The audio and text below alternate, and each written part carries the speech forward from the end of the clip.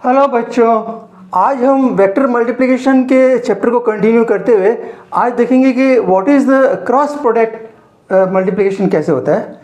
So that means if मेरे को दो वेक्टर दिए गए हैं, वेक्टर ए एंड बी, और मेरे को उनका क्रॉस प्रोडक्ट निकालना। क्या मतलब है क्रॉस प्रोडक्ट का?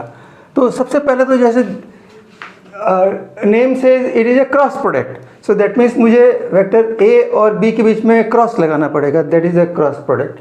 Second it say that it is a vector product, that means इन दोनों का जो क्रॉस मल्टीप्लिकेशन है should be a vector, okay, it's not a scalar, so the answer should be a vector. So that means I have to find out vector C, और vector C को we can लिख सकते हैं इन component form में सी x आई plus C Y जे plus C Z के। Okay, so that means अगर मेरे को वेक्टर सी मिल जाता है तो मैं इसका ए क्रॉस बी का मैग्नीट्यूड निकाल सकता हूँ। कैसे? Under root C X square plus C Y square plus C Z square. So now my task is to find out the vector C. Now अगर मैं इसकी डेफिनेशन देखूँ क्रॉस प्रोडक्ट की, तो डेफिनेशन वाइज क्या कहता है क्रॉस प्रोडक्ट कि अगर मान लिए दो वेक्टर है A and B at an angle theta in a plane, तो जो इन वेक्टर का जो मैग्नीट्यूड है ए क्रॉस बी का मैग्नीट्यूड है given by magnitude A magnitude B and sine of the angle between the two. और जो इनका डायरेक्शन है, direction is perpendicular to the plane of vector A and B and is given by the vector N which is a unit vector in the direction of the cross A and B, और n is given by a right hand rule. तो वो हम देखेंगे कि right hand rule क्या है थोड़ी देर बाद में, but right now it is the vector which is perpendicular to the plane of A and B, and magnitude is this, and this is the cross multiplication, and theta is the angle between 0 to pi.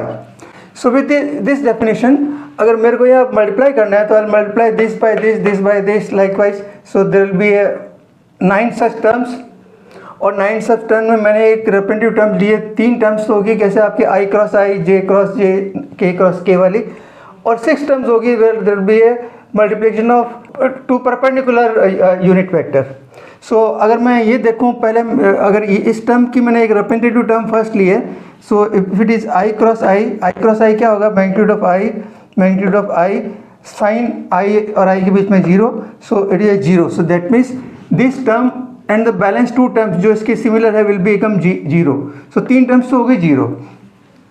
बाकी की terms है, जैसे मान ली मैंने एक terms ली k into i, तो इसमें क्या होगा कि you will find magnitude of k magnitude of i and sine of angle between this which is 90 degree, and direction will be perpendicular to this means will be the j, क्योंकि they are mutually perpendicular i J k and they form a triad. So जैसे मैंने यहाँ दिखा रहेगा, that means i cross J will B के cross I will be J, I cross J will be likewise.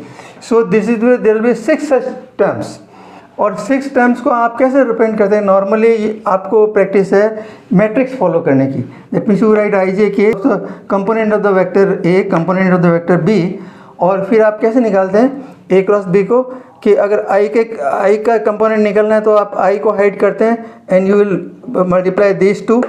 Okay, j को जब निकालना है कंपोनेंट तो आप जे को हाइड करते हैं, you will multiply this is what A X B Z and this one likewise you do it. Okay, so this gives you the magnitude of the cx, this gives the magnitude of the cy, and this gives the magnitude of the cz. So this is the normal way जिससे आप familiar हैं। इसको निकालने का एक और आसान तरीका मैं आपको बताता हूँ। वो क्या है कि जैसे मेरे को सी x c y c z निकालना है, तो मैंने सी x c y c Z लिख लिया, और आप जानते हैं कि हम नॉर्मली क्या फॉलो करते हैं कि ये सीक्वेंस क्या होता है, एक्स के बाद में वाई आता है, वाई के बाद में जेड आता है, फिर एक्स वाई जेड, ओके, या आई जे के और आई जे के, दिस इज द सीक्वेंस अगर हम लेफ़्ट से राइट जा रहे हैं तो। ओके, सो इस बात को ध्यान में रखते हुए आप क्या करेंगे, जैसे आपको c x c y c z निकालना है। अच्छा, अब आप ध्यान रखिएगा कि A cross B is not same as B cross A. So इसका मतलब अगर ए क्रॉस बी है तो हम पहले लिखेंगे यहाँ पे A B, you will write down A B A B A B A B A B A B with sign minus. Okay, that is very simple. और फिर आप क्या करेंगे कि जैसे सी एक्स है तो एक्स के बाद में क्या आता है Y, so you will write down Y के बाद में z, so you write down z। Okay, और यहाँ आप इसको जस्ट फ्लिप कर लेंगे, so you write down just z and y, you write down z and y। Okay, that is Y. और वाई में देखेंगे, वाई के बाद में आपको क्या आता है, वाई के बाद में Z, so you will write down here Z, और जेड के बाद में again x, so you will write down x. और यहाँ पे आप इसको फ्लिप कर लेंगे, that means you will write down here x and Z. Okay, इसको फ्लिप कर लिया। जेड के बाद में आपका क्या आता है, एक्स अगेन, सो एक्स, और उसके बाद में वाई, और यहाँ आप इसको फ्लिप कर लेंगे, that means you will write down Y X. That's all, straight away you got this component. और ये यहाँ रख लीजिए ताकि आपको ये यहाँ जो माइनस साइन आता है वो आप बाई चांस अगर मिस्टेक हो जाए तो वो आप अवॉइड कर सकते हैं। So this how you can just keep this component here. Now ये तो हो गया आपके मैग्नीट्यूड निकालने के, आपके पास में दो तरीके हो गए। एक तो तरीका ये हो गया a cross b is equal to magnitude a magnitude b sine of the angle between these two vector. और दूसरा तरीका हो गया ये जो आपको अभी मैंने मैट्रिक्स से समझाया। तो आप कौन सा यूज़ करेंगे विल डिपेंड अपॉन कि क्या इन्फॉर्मेशन आपको अवेलेबल है। अगर आपको एंगल दिया बीच का तो ईजीएस्ट वे तो है मैग्नीट्यूड निकालने का तो ये, और अगर आपको कंपोनेंट दिए हैं then you have to follow this procedures. So magnitude तो आपने निकाले, now question is of angle. Now जैसा कि मैंने कहा डेफिनेशन में, it is the perpendicular vector to plane of A and B. जैसे मैंने आपके लिए बनाया, that means suppose this is the vector A and this is the vector B, and the vector a cross b is perpendicular to this. ना perpendicular आप ये दो तरह से हो सकते हैं, ऊपर भी हो सकता है नीचे भी हो सकता है। So which one I should consider. So उसके लिए आपको क्या फॉलो करना पड़ेगा, is a right hand rule. Right hand rule क्या कहता है कि सपोज ओपन योर पाम और फोर फिंगर और थंब के बीच में there should be 90 degree angle आप बनाइए। Okay, so now you will keep this your hand on the first vector. ध्यान रखिए, अगर ए क्रॉस बी रखना है तो सबसे पहले आप ए पे, यहाँ पे जो पॉइंट कॉमन है वहाँ पे हाथ रखेंगे, एंड दिल curl your finger towards B, curl your finger towards B. So where is the thumb pointing, जिधर थंब पॉइंट कर रहा है that will be the direction of the vector A cross B. So it is now pointing out of the plane, that means towards you. और if you want B cross A, then what you will do? You will do again same 90 degree between your this thumb and the forefinger. When you will keep like this, then what will happen? When you curl it, it is difficult to curl. Okay, your finger will break. So ऐसे cases में that means angle should be less than 90 degree. तो आप क्या करेंगे कि आप इसको inside out कर देंगे ऐसे. Okay, that means you will keep like this. So the thumb will now point out the direction of the vector. जैसे मान लीजिए ये है. So if this is A और आपको A cross B निकालना है तो आप क्या करेंगे, अपने हाथ को यहाँ रखेंगे and you will curl like this. So this is the upside. और जब आपको यहाँ निकालना है तो आप देखेंगे अगर यूँ रख के ऐसे निकालेंगे तो it's difficult to curl your finger. So आप क्या करेंगे, upside down, you will keep it like this. Now it is easy. So thumb is now downside. Okay, so this is the way you can find out the direction. There is one another way also. जैसे इसको अगर आपके पास right hand screw है तो आप right hand screw को, जैसे मान लीजिए ये आपका प्लेन है, ये वेक्टर है A और B, तो आप इसको अगर मान लीजिए स्क्रू को when you move from let us say B to A, that means you are moving like this. Screw कहाँ जा रहा है, पीछे जा रहा है, अंदर. Okay, screw is going inside. So that means this is the direction of your vector A cross B. और मान लीजिए when you are moving from A to B, तो आप क्या करेंगे, you will open like this. Okay, so counterclockwise. So screw is coming out. So this will be the direction of the vector, the A cross B. Now आपके question आता होगा कि why we have selected this right hand rule. This is just to standardize the, ताकि सभी लोग उसको एक ही direction understand करें, because it's not be depending upon the observer. क्योंकि कभी कभी क्या होता है, जैसे मान लिया आपका ये प्लेन है और कोई चीज़ अगर यहाँ ऐसे घूम रही है तो आप देखेंगे तो आप तो कहेंगे सर इट इज़ क्लॉकवाइज, और मैं देखूंगा तो it is anti clockwise. So just to avoid this type of confusion you have to standardise on some this thing which is the right hand rule. जैसे आपका एक्सिस में होता है, आप उसको ओरिजिन के लेफ्ट साइड में एक्स एक्सिस को माइनस कंसिडर करते हैं, that's the convention you have made. So right hand rule is similarly is a convention. Okay, and now the next question आपके दिमाग में आ सकता है कि सर ये why it is 90 degree. Why not 30 degree और 40 डिग्री। सो आप देखिए, अगर मैं 30 डिग्री 40 डिग्री में अगर मैं किसी पॉइंट से एंगल ड्रॉ करूँ यहाँ पे प्लेन पे, तो there could be many angle, और उससे मेरा ऑब्जेक्टिव सर्व नहीं होता है। क्यों नहीं ऑब्जेक्टिव सर्व होता है? क्योंकि आप जैसा कि मैंने आपको पहले भी कहा था कि ये डेफिनेशन बनाई है based on certain practical requirement. Okay, तो आप देखिए कि रियल लाइफ में कई दफ़ा ऐसी रिक्वायरमेंट होती है कि वी वांट टू नो कि इन वेक्टर का परपेंडिकुलर कंपोनेंट का इस प्लेन पे क्या असर होगा। ओके, जैसे मान लिया आपका in case of let us say torque you want to know कि जैसे मान लिया ये आपका पोजीशन वेक्टर है और ये फोर्स है, तो आपको क्या चाहिएगा? Perpendicular component of this force on this plane will give the torque. Okay, so there are many such physical parameter which are represented by this A cross B. So वो मेरी प्रॉब्लम सॉल्व नहीं होगी if I decide any other angle. So this was the main reason. Now apart from this there is another important property. अब देखिए आप के मैंने क्या कहा आपको कि A cross B is this is the value, this is some value, this is equal to some vector c, this is equal to magnitude of vector c. Okay, now whether it is a cross b or b cross a, magnitude wise it represents the area of this parallelogram. Okay, I'll again repeat, magnitude wise whether it is a cross b or b cross a, it represents this area of this parallelogram. Okay, now area of parallelogram, that means अगर मान लीजिए मेरे को यहाँ एक parallelogram बनाऊँ, this is the parallelogram. Okay, this is the parallelogram, और मैं पैरेललोग्राम को कैसे एरिया निकालता हूँ? Is one side and a perpendicular distance, this is what I get. मान लीजिए एच है, दिस इज एच है। सो आपका अगर पैरेललोग्राम का मुझे एरिया निकालना है तो एरिया क्या होगा? Area of a parallelogram will be equal to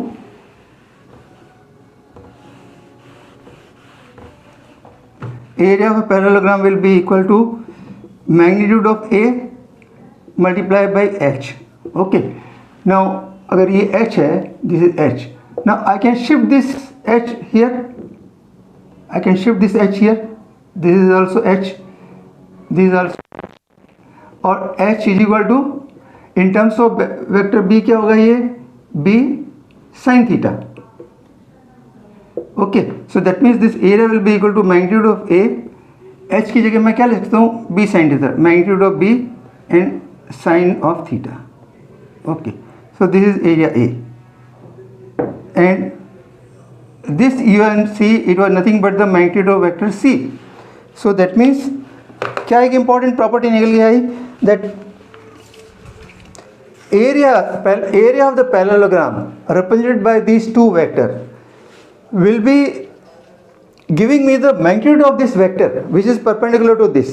That means area is a scalar but this is a vector, so area represented by a vector, it's an important property जो आपके आगे जाके magnetic field वगैरह में बहुत use होती है. सो क्या है?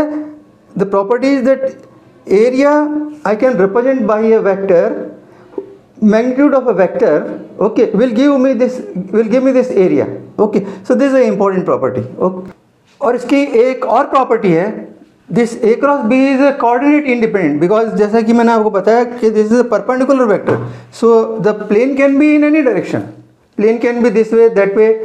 Okay, the plane can be in any direction, so this is another thing. और आप इससे यूनिट वेक्टर भी फाइंड आउट कर सकते हैं, that is unit vector N will be given by A cross B divide by magnitude of A magnitude of B. और you can even find out angle also from this. अच्छा, this is the area, ध्यान रखिएगा, this is the area of parallelogram, area of parallelogram. Okay, that's all. अच्छा, this is sorry, these are all vector I J K, forget to put this sign. Now इसके की point also मैं आपको बताता हूँ कि क्या है वो की पॉइंट्स. ये मैंने की रिजल्ट समराइज किए हैं. First is the vector product not commutative. This we already see it. A cross B is not equal to B cross A. In fact, A cross B is equal to minus B cross A because वो direction change हो जाता है. Vector product is associative with respect to scalar, and there are various combination which we know it. Then vector product distributive with respect to addition. So A cross B plus C is A cross B plus A cross C. Fourth is if A and B are parallel, then A cross B is equal to 0. Naturally, that means A cross A is 0. And vector product of mutually orthogonal unit vector ijk, this we have already seen, so I have just summarized here. Now there are certain geometrical interpretation. Area of a parallelogram whose sides are A and B is given by magnitude of A cross B. This we have already seen. Similarly, area of a triangle whose sides are A and B is given by 1/2 magnitude of A cross B.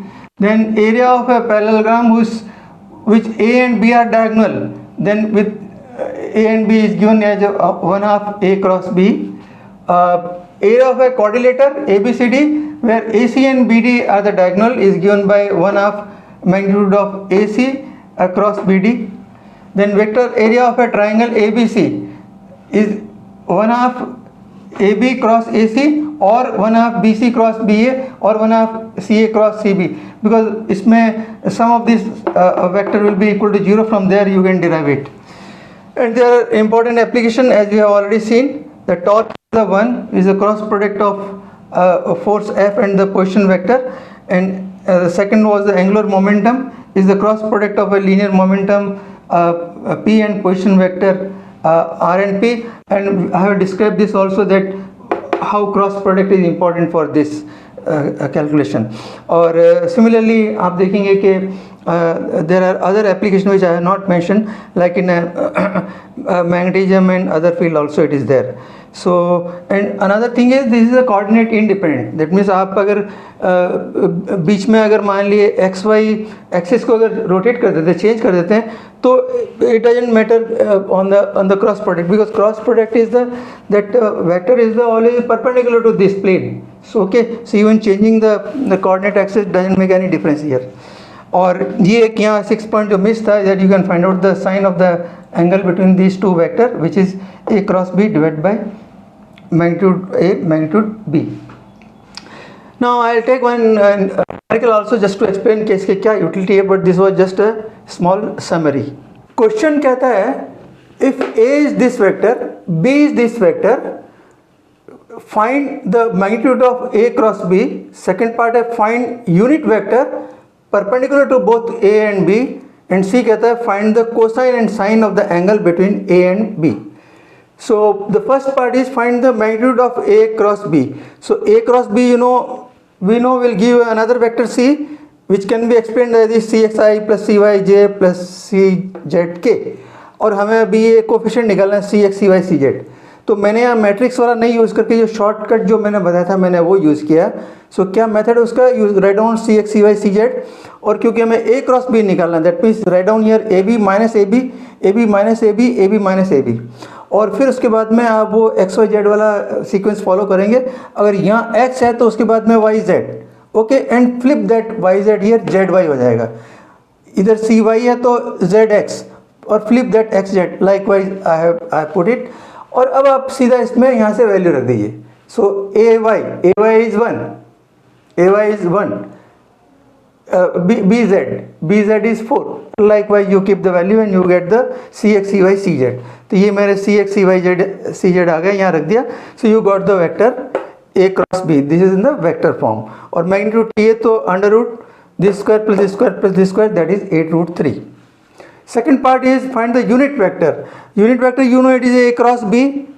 A cross B divided by magnitude of A cross B. So A cross B हमने already निकाल लिया. This is this vector, और A cross B का magnitude हमने निकाल लिया, that is 8 root 3. So that is what you can get the unit vector. Third part is find the cosine and sine of the angle between A and B. Cosine हमने already पढ़ा था किसके अंदर, dot product में. सो A dot B gives you the cosine value. So cosine theta is nothing but this value. So A dot B हमें निकालना. A dot B was very आसान, I by I, J by J, K by K. This is what I have done it here, A dot B. So 12 आ गया, और magnitude of A will be under this square plus this square plus this square. Similarly आप B का magnitude निकाल सकते हैं. So A और B का मैंने magnitude निकाल लिया. Divide this, so you get the cosine. Similarly sine में क्या है, it is A cross B magnitude divided by A magnitude B magnitude, A cross B का मैग्नीट्यूड ऑलरेडी हमने यहाँ निकाल रखा था एंड ये हमने ऑलरेडी अभी निकाला. Put this value in, you get the answer. So this was just to give an idea about how you can apply this cross product. So I hope कुछ clarity हुई होगी आपको. You can practice based on the similar type of questions. I close it here only today and my as usual two advice कि आपको जो कुछ भी नया लगा हो आप उसको नोट डाउन करिए and subscribe my channel. Thank you.